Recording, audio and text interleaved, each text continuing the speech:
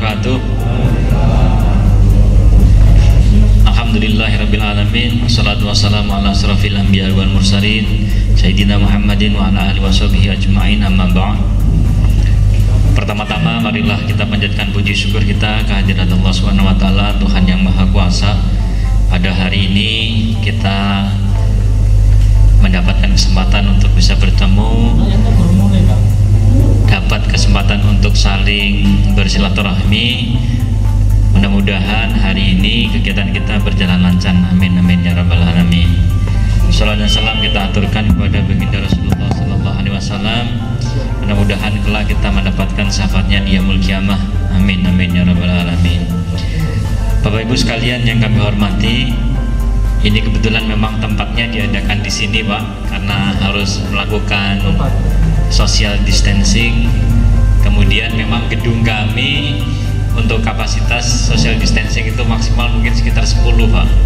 Dan mohon doa restunya, tahun depan kita akan mulai pembangunan gedung pusat Bank Jombang 7 lantai, sehingga nanti kalau kerawan panjenengan sedaya bisa menerima lebih nyaman lagi gitu. Bapak Ibu sekalian yang kami hormati, untuk memulai kegiatan kita pada pagi hari ini, marilah kita membacakan doa bersama. Mudah-mudahan kegiatan kita pagi hari ini membawa kemanfaatan. Berdoa mulai.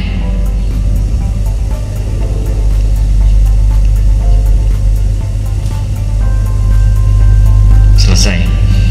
Bapak Ibu sekalian yang kami hormati, sekilas kami menyampaikan tentang Bank Jombang. Bank Jombang itu Bangi Wong Jombang istilahnya. Jombang sendiri itu, Pak, istilahnya ijo dan abang, Pak. Nah gitu, Jombang itu ijo dan abang. Ijonya itu kalau kita tahu di Jombang itu banyak ulamanya, banyak pesantrennya. Ya, pesantrennya itu lebih dari 100 pesantren. Ulamanya, pendiri Nahdlatul Ulama itu ada di Jombang, Hadratus Syekh Hasyim Asy'ari, termasuk Presiden keempat Indonesia itu juga dari Jombang, Abdurrahman Wahid atau biasa kita kenal dengan Gus Dur. Namun sebaliknya abang itu juga banyak, Pak. Nah gitu ya. Jadi kalau abang itu mungkin termasuk ini PDI. Iya. Nah ini juga menunjukkan bahwa di Jombang itu kulturnya itu begitu baik sekali, kombinasi antara agamis nasionalis gitu ya. Tapi saya nggak nyebutin partai ini, Pak, ya, nggak ada hubungannya sama partai. Di Jombang itu ada salah satu gereja yang tertua termasuk kan di tanah Jawa, Pak, di daerah Mojowarno. Itu juga salah satunya di Jombang. Jadi kalau ada kegiatan itu bisa bersamaan dan harmonis gitu ya.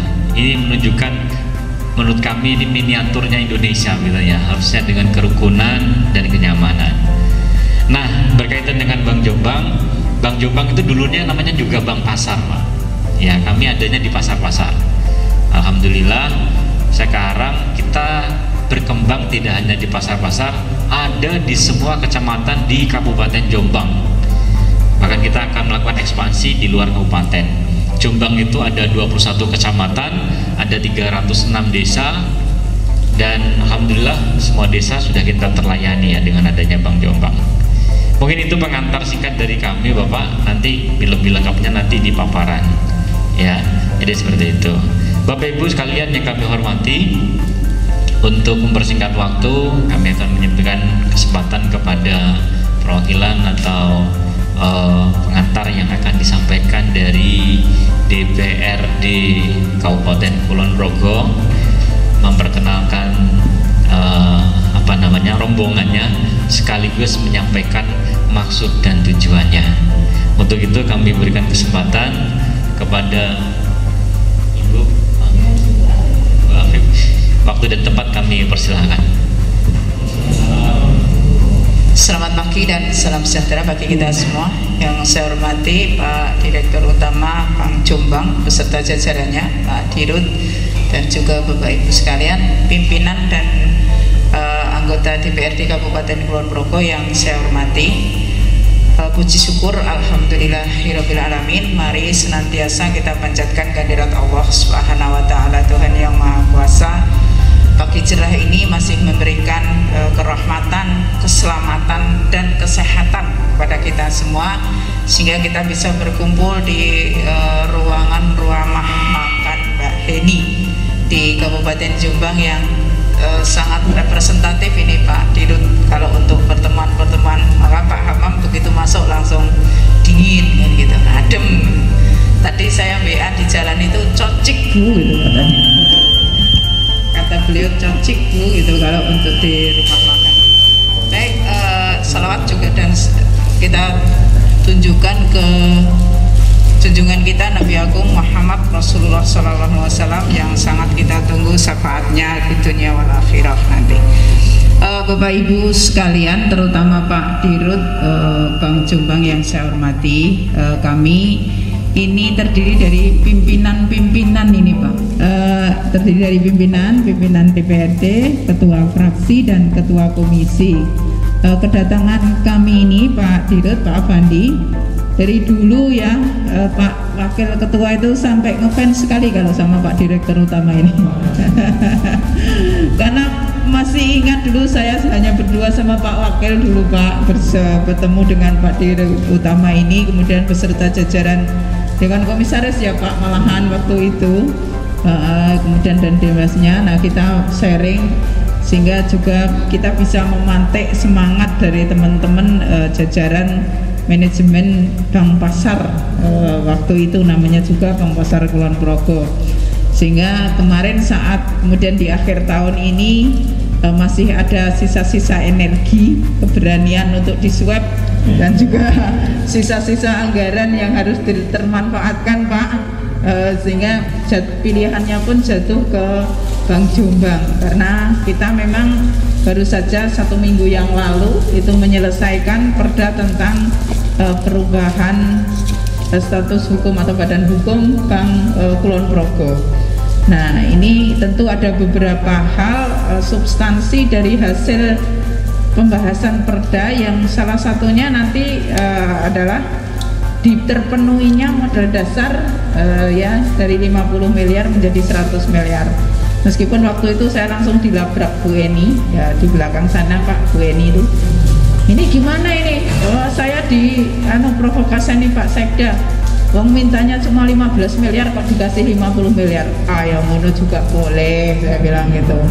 Orang tidak tahu pembahasannya kok mempan diprovokasi kan gitu. Tapi ya ini semua kita lakukan karena kita memang pengen Bank Kulon Progo itu nantinya yang sekarang ini badan hukumnya itu Perumda akan menjadi sebuah bank yang besar yang mampu bersaing dengan bank-bank lainnya. Nah kemudian kedatangan kami ke sini ini sebelum nanti tindak lanjut dari perda tentang status badan hukum Perumda Bank Kulon Progo ini, di situ termuat bahwa alokasi modal dasarnya menjadi 100 miliar. Tentu kemudian dibarengi dengan perda penyertaan modal. Sebelum penyertaan modal kita berikan kepada Bank Kulon Progo ini, tentu nanti DPRD akan memberikan catatan-catatan Pak. Kita akan memberikan penyertaan modal dengan catatan target PAD-nya mencapai sekian. Nah dari itulah kita ingin belajar ke Bank Jombang ini agar target-target PAD yang mungkin nanti akan dipasang oleh Bapak Ibu anggota DPRD ini bisa terpenuhi. Kita ingin tahu bisnis plan-nya, karena ini akhir tahun tentu bisnis plan ke depan Bank Jombang seperti apa. Kita ingin tahu ekspansi produk-produknya kayak apa, produk-produk yang kemudian saat ini digemari dan menghasilkan PAD seperti apa. Namun sebelumnya Pak, untuk mengiringi diskusi agar saling kenal meskipun kondisinya kita dalam posisi bermasker tapi insya Allah ini tidak mengurangi substansi belajar kami pada pagi hari ini. Saya perkenalkan teman-teman yang kebetulan pagi hari ini kemudian ke Bank Jombang ini untuk belajar bersama-sama untuk mendapatkan ilmu, mendapatkan energi nanti dari Bank Jombang ini, dan akan kita suntikkan kepada Bank Kulon Progo nantinya. Saya perkenalkan dari yang paling depan, beliau ini adalah Pak Hamam Cahyadi, beliau Pak fraksi PKS. Ini Pak Amam ini juga ketua fraksi, kebetulan beliau lenggah di Komisi 2, komisi yang membidangi sebagai mitranya bank ya, karena bagian perekonomian. Kemudian sebelahnya di Pak Bonimin Budiartono ya, Pak Wakil Ketua 1 ini dari fraksi PAN. Kemudian ini beliau ini yang depan saya ini Pak Istana SHMIB, ini dari PDI Perjuangan, beliau Pak Ketua Komisi 4. Di belakangnya Pak Pancar Topodrio, ini Pak Wakil Ketua fraksi PDI Perjuangan. Kemudian belakangnya Bu Nur Eni Rahayu SE, ini dari PKB, beliau Ketua Komisi 3 Pak ya, yang membangunkan Bank Pasar kemarin secara konstruksi. Nanti akan kita tanya kenapa hasil 18 miliar hasilnya kayak apa itu. Kemudian ini Pak Pupio Al Hasan ya, beliau yang ketua fraksi PAN asli Pak. Ini di belakangnya Pak Priyo Santoso SH, ini juga dari PAN, beliau ketua Komisi 2 ya. Kemudian lenggah di sana Pak Dr. Andes Soeharto, Pak Ketua Komisi 1 ya, dari Golkar, kebetulan juga Pak Ketua Golkar ya. Di sebelahnya Pak Widianto SPD ya. Komplit ini Pak Ketua fraksi Golkar Pak, kebetulan beliau juga lenggah di Komisi 2 ya. Jadi yang memang membidangi ataupun mitranya Bank Kulon Progo. Kami didampingi Mbak Nana sama Mbak Ita yang dari kemarin sudah standby di Jombang. Nginap di mana Mbak? Oh ya. Oh, dari Yusro. Oh, Yusro. Ya. Dan saya sendiri Akhir Nuryati dari PDI Perjuangan, kebetulan yang diamanai sebagai Ketua DPRD Kulon Progo periode 2019-2024. Mungkin itu pengantar saya Pak Dirut beserta jajarannya.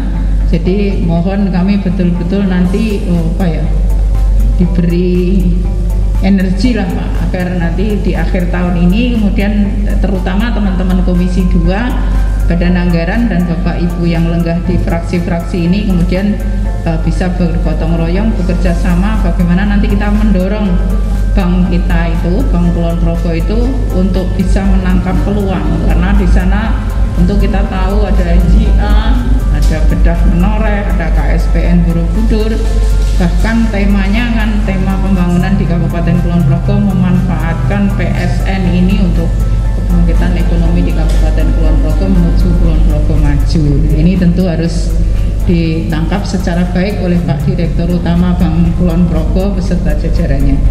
Ya, mungkin itu yang bisa saya sampaikan. Sekali lagi kami terima kasih sekali Pak, mungkin sudah merepotkan, mohon maaf ini di tengah pandemi saat ini Pak Direktur Utama luar biasa menyambut kedatangan kami. Insya Allah Pak, ini menjadi amal tersendiri bagi Pak Direktur Utama dan jajarannya, sehingga menjadikan energi positif juga untuk berkinerja lebih baik untuk Bank Jombang ke depan lebih baik, lebih sejahtera dan maju. Baik, terima kasih, saya akhiri. Assalamualaikum warahmatullahi wabarakatuh. Waalaikumsalam warahmatullahi wabarakatuh. Terima kasih kami sampaikan kepada Bu Hafid Hayati selaku Ketua DPRD Kabupaten Kulon Progo dan rombongan. Sejatinya kami sungguh bangga dan bahagia Ibu atas kerawan panjenengan yang sudi hadir di Bank Jombang untuk bertukar pikiran. Bismillahirrahmanirrahim. Assalamualaikum warahmatullahi wabarakatuh. Selamat siang, salam sejahtera buat kita semua. Selamat datang Bapak Ibu sekalian di Jombang, di Bank Jombang, di tempat kami. Yang kami hormati Ibu Afid selaku Ketua Rombongan dan Ketua DPRD Kabupaten Kulon Progo, Bapak-bapak anggota DPRD dan Ibu yang hadir di Jombang kali ini, selamat datang. Oh, sebelumnya begini saya kenalkan dulu, tadi lupa saya Bu. Di kanan kami ini Pak Direktur kami Bapak Adam Jaya Pranoto, terus di sebelahnya itu Ibu Suharyani, itu Direktur Kepatuhan, Pak Adam ini Direktur Bisnis, terus di sebelahnya lagi itu Pak Usman, itu Kadif Kepala Divisi, yang lainnya staf kami di mungkin di belakang juga. kita itu di BLT bantuan langsung tunai itu dari hampir 180.000 penerima, dari kabupaten itu 85.000 ya, terus dari provinsi 40.000, dari dana desa kira-kira 60.000, itu semua melalui Bank Jombang dan gratis. Nah itu kadang desa-desaan itu sering ditegur oleh gugus, ketua gugus dan polisi, itu diatur segala macam di dalamnya, sering di prokesnya sering ditekankan lah sama gugus itu. Nah itu kondisinya Bapak Ibu di kami. Nah maka kami terima di sini ini seadanya. Mungkin tahun depan Ibu saya harapkan bisa datang lagi ke Bank Jombang, sudah punya gedung yang baru agar representatif. Bapak Ibu sekalian mohon doa restunya juga. Bapak Ibu sekalian yang kami hormati, kami sebenarnya Bank Jombang ini asetnya lebih tinggi dari Kulon Progo, Pak. Kami Kulon Progo lebih tinggi daripada Bank Jombang gitu, Pak. Ya kok datang ke kami gitu ya. Mungkin kita sharing-sharing saja, Bu ya. Mohon maaf apabila kurang bisa memberikan kebutuhan yang Ibu maksud gitu. Kalau PAD-nya juga menurut kami lebih besar Kulon Progo. Karena begini, Pak. Di Bank Jombang itu kami datang waktu itu 2011 dengan aset 35 miliar. Nah dengan aset 35 miliar itu maka kami 38, sekarang udah 451 miliar, mungkin akhir tahun menjadi setengah triliun.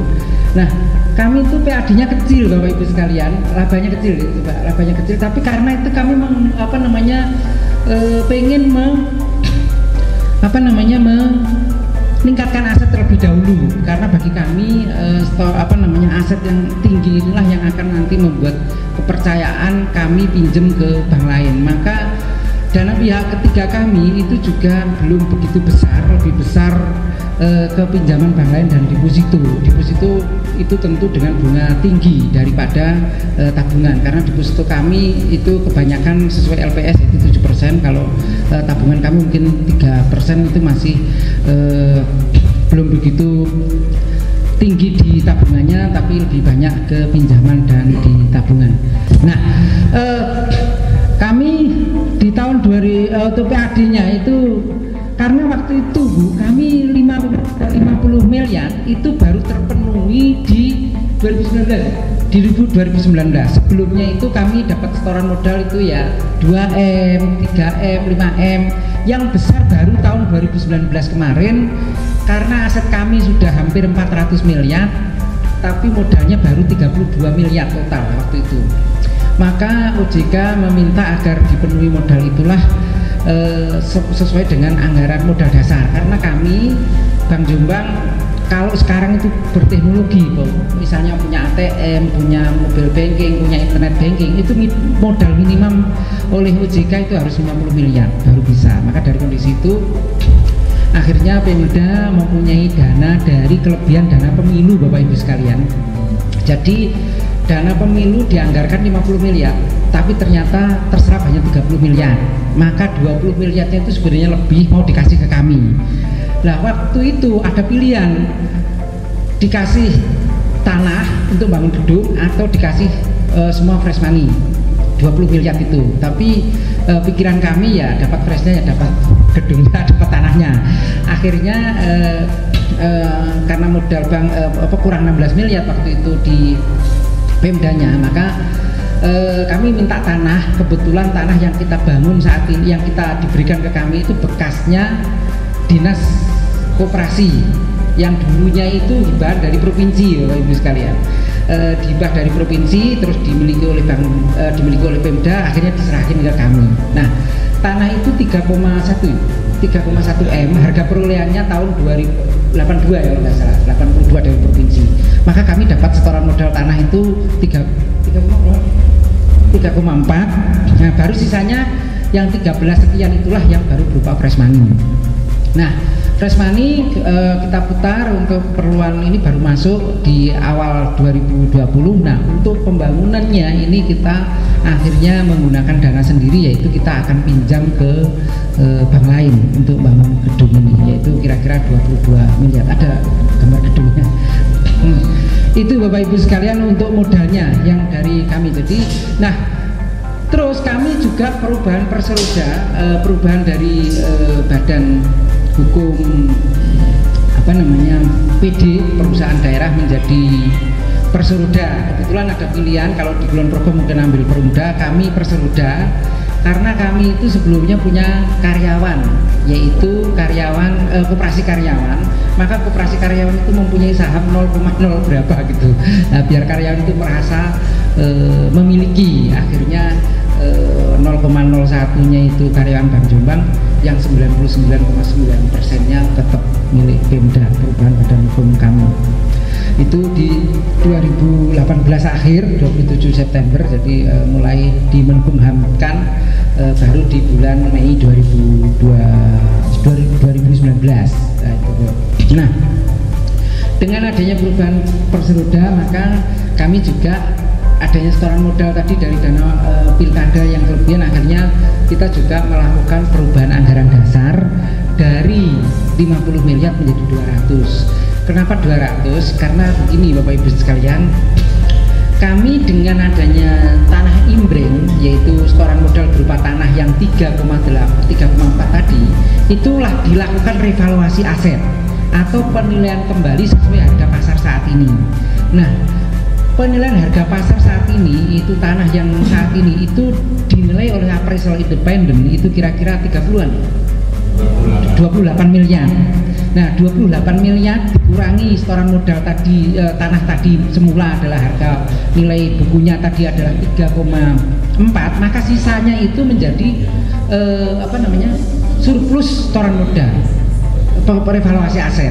Nah, itu masuk juga dalam komponen modal. Nah, gedung juga yang saat ini kita tempati dulu juga akhirnya diberikan ke kami, itu nilainya 200 juta ya? 200 juta nilai bukunya, itu tahun 70-an kalau nggak salah. Nah, kita revaluasi aset, kita nilai dengan harga sekarang itu 2,8, 3M-an. Nah, 3M dikurangi 200 ya 2,8, itulah menjadi tambahan komponen penambahan setoran modal kami. Nah, maka dari itu kalau hanya 100 nanti udah kepenuhi dengan revaluasi aset, maka ya sudah dibuat 200. Ini kan hanya buat kantongnya saja Pak, nanti story duit kapan nggak tahu nantinya gitu kan. Yang penting kantongnya sudah diperbesar. Nah, kalau 100 nanti revaluasi aset aja kurang, nanti kelewat lagi, nanti buat perda lagi kan terlalu dekat, maka dibuat 200 itu menjadi revaluasi aset. Nah, kalau Kulon Progo bisa juga nanti Pak dilakukan revaluasi aset. Nah, revaluasi aset itu akhirnya kan hanya bayar pajaknya itu 10% Pak dari revaluasi aset. Misalnya contoh, yang tadi tanah kami itu 3,4 menjadi 28 miliar, maka sisanya yaitu selisihnya 25 miliar ya? 2,25 miliarnya itu kita bayar pajak 10%, yaitu 2,5 miliar, itu menjadi beban kami. Tapi ini bisa disusutkan 10 tahun ya? 5 tahun atau ya, disusutkan sesuai kemampuan kami, maka kami susutkan 5 tahun, tapi aset kami kan udah naik Pak, udah naik. Nah itu, nah saya lihat Kulon Progo juga ini katanya hanya 3 miliar ya, mungkin direvaluasi mungkin besar lagi itu di gedung yang sekarang dibangun itu, tinggal bayar pajaknya itu. Nah itu direvaluasi aset. Nah itu strateginya Pak. Nah kalau kami tadi di kami Bu, yang jadi unggulan apa ya? Itu saya bingung Bu. Jadi pertama kami itu 38 bagaimana kami bisa aset sekarang itu, waktu itu kami buka di setiap kantor kecamatan. Akhirnya tiap kantor kecamatan naik. Nah, yang menjadi produk kami Bu untuk yang saat ini, pertama tentu sudah Kulon Progo ya juga sudah ini, yaitu waktu pemberian kredit perangkat dan DPRD. Kredit perangkat kami hampir 100 miliaran, DPRD kami berapa ya? 20 ya, terus kami kemarin itu nambah lagi buat ada kenaikan apa gitu, nambah lagi kita teman-teman DPR itu nambah lagi ya, alhamdulillah di kami juga senang juga. Tapi ya kadang ada yang teman-teman DPR itu UH-nya pun itu dimintain ke kami itu, UH-nya itu sudah dimintain terutama untuk kemarin tuh yang calonkan mendoakan anaknya jadi kepala desa dan segala macam itu. Hanya pun sampai di, tapi kebetulan jadi banyak yang jadi ya, anaknya menjadi kepala desa. Kami menciptakan, kalau di kami yang menjadi fenomenal itu yaitu namanya Simarmas, simpanan arisan masyarakat. Kami punya berapa? 7.000 atau yang 100 ribuan? Yang 100 ribuan itu hampir 7.000, terus yang 100 ribuan berapa? 300 berapa?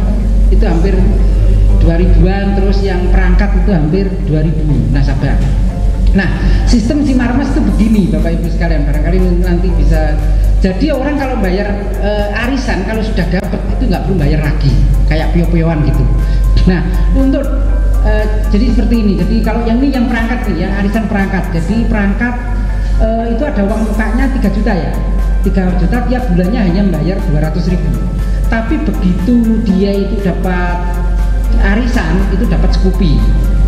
Nah, nanti kalau misalnya sampai periode ke-30 dia nggak dapat, maka duitnya ya kita kembalikan duitnya. Itu kan untuk narik penabung saja, untuk menarik tabungan. Nah, itu yang sistemnya seperti itu. Nah, ada yang 100 ribuan ya. 100 ribuan itu dapatnya berapa? 100 ribuan. Jadi begini, kami itu sampai lupa. Karena tiap kantor kas itu membuat grup-grup sendiri. Begitu punya 200, maka ya sudah 200 buat kayak pio-pioan arisan itu loh Pak. Nah, gitu. Itulah yang membuat kami itu hampir tiap 5 hari sekali ada undian tiap hari. Nah, undiannya itu sekarang kan masa pandemi, maka melalui live Zoom dan melalui YouTube. Tapi tetap ada perwakilan 5 atau 10 orang yang kita undang sebagai saksi itu. Nah, itu membuat kami menghimpun dana masyarakatnya. Nah, untuk yang ada yang Simarmas guru, ada yang macam-macam lah, tergantung dari kira-kira segmen apa yang mau dituju. Tapi ini sudah melekat di teman-teman kantor kas atau kepala kantor kas itu ibaratnya di kepala kas yang ada di kecamatan. Itu sudah unit, itu sudah membentuk sendiri. Yang kami yang terbaru Simarmas Emas, ada Simarmas Emas. Nah, di kala pandemi ini untuk 2021 itu kan orang nabung susah dan segala macam, maka kami menciptakan simpanan arisan masyarakat tapi berupa emas. Jadi orang itu nabung dengan setara berapa? 1 gram, setengah gram kan 500.000. Nah, nanti dapatnya emas batangan. Semakin kita tetap kunci 500.000, tapi kan dapatnya emas. Nah, nanti yaitu bagian dari gambling kami, kalau misalnya naik ya sudah, itu risiko kami. Tapi nanti dapatnya emas, jadi orang kan merasa menabung emas kan naik terus nih. Jadi ada komoditas yang tidak tergerus oleh inflasi dan pandemi, itu kayaknya emas dan properti kayaknya. Nah, itu maka kami arisan emas ini yang akan kami garap. Nah, untuk kredit yang lain Bu, nah ini arisan emasnya itu seperti ini. Jadi coba besarin Mas Widi. Simarmas, simpanan arisan emas. Jadi pertamanya bayar 1 gram ya.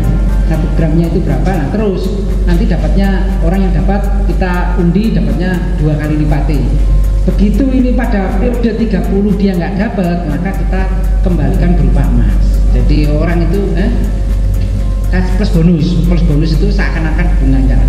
Jadi orang itu merasa nabung tapi nggak merasa tergerus inflasi, mungkin nggak tahu Indonesia jadi nggak meredenominasi atau printing money gitu, jadi nggak, atau nanti seperti apa. Tapi kalau emas kan pasti nggak akan tergerus duitnya. Nah, itu yang kita 2021 kita akan luncurkan di 2021. Kita membuat grup sendiri-sendiri, tiap kantor kas nanti membuat grup sendiri-sendiri.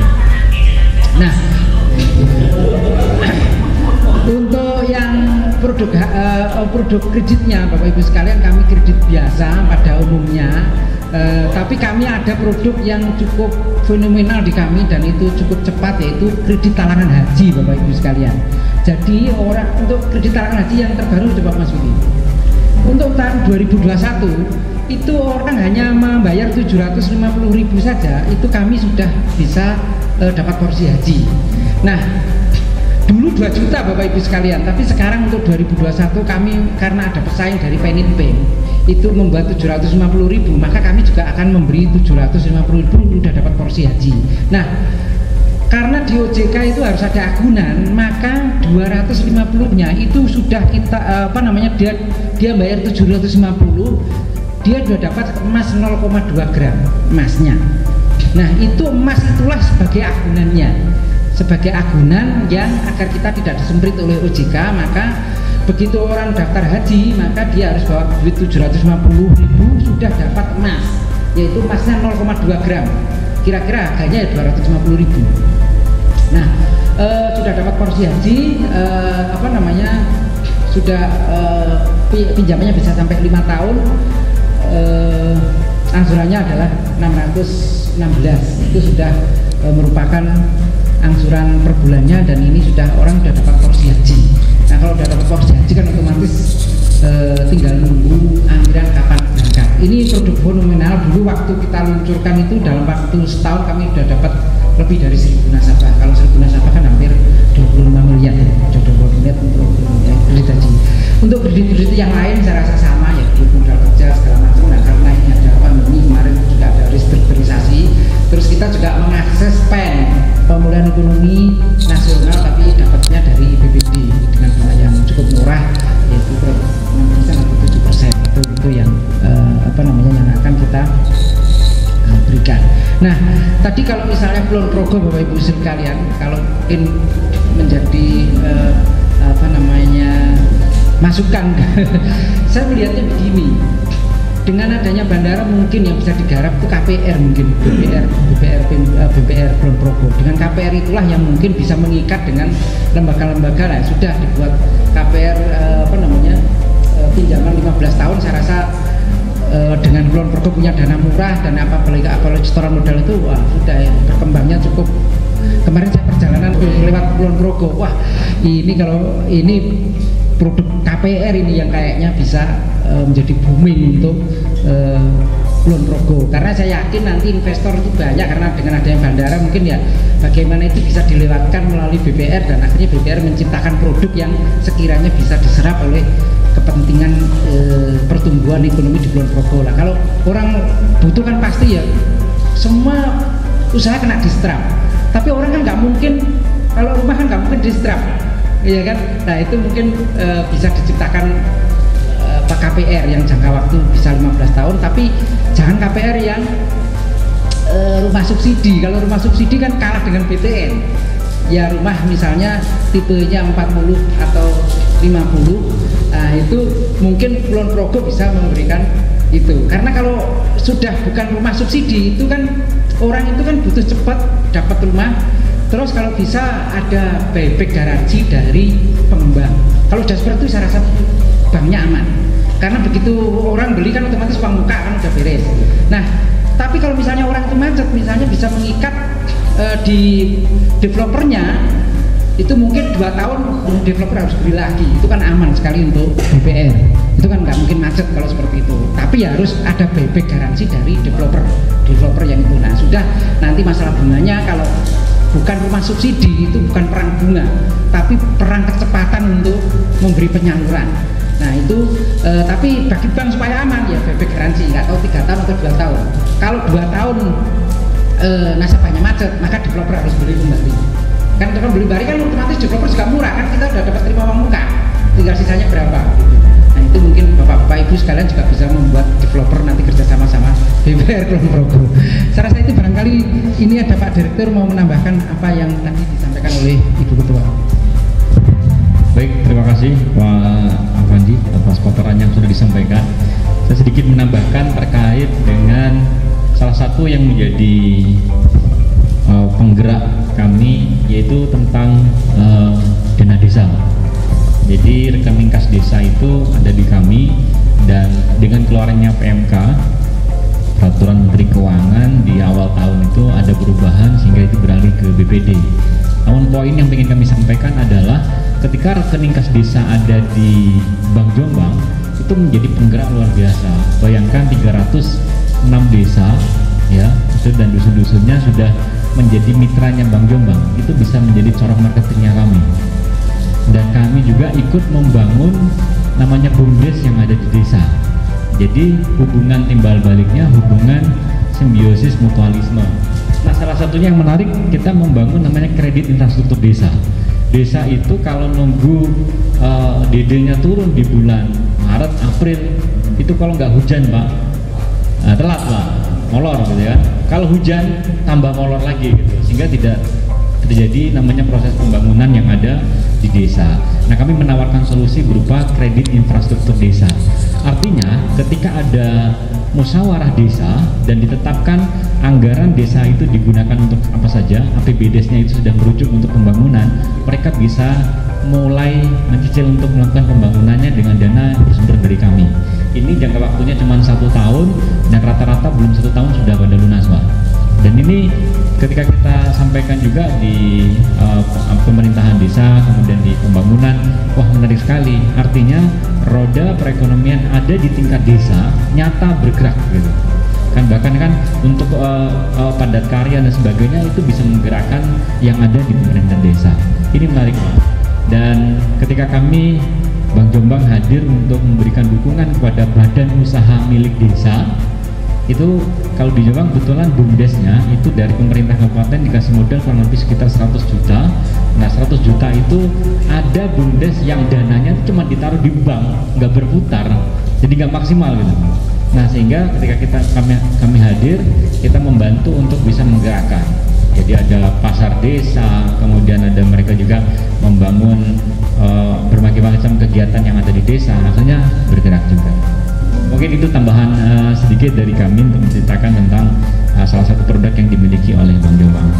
Bapak Ibu sekalian yang kami hormati, mungkin kita akan lanjutkan kepada sesi tanya jawab dan diskusi. Monggo, barangkali ada hal-hal yang ditanyakan sambil menikmati hidangan yang ada di